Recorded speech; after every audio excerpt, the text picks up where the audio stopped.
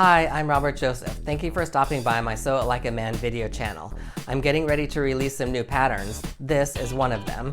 But I wanted to let you know about some of the changes that are going to be happening to the videos and to the patterns. As of the March 2020 releases, I will be narrating the videos.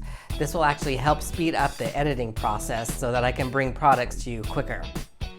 For the patterns, you'll now be able to print specific sizes. You will no longer be locked into having to print all of the sizes at once.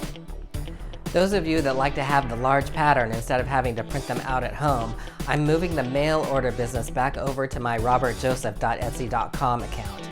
This will actually help me to keep the two separate businesses, plus also offer you physical product at the same time. Also, I'm planning to update the older videos.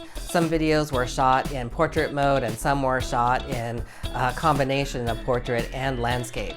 I'm actually going to redo those videos to actually update them with the narrating.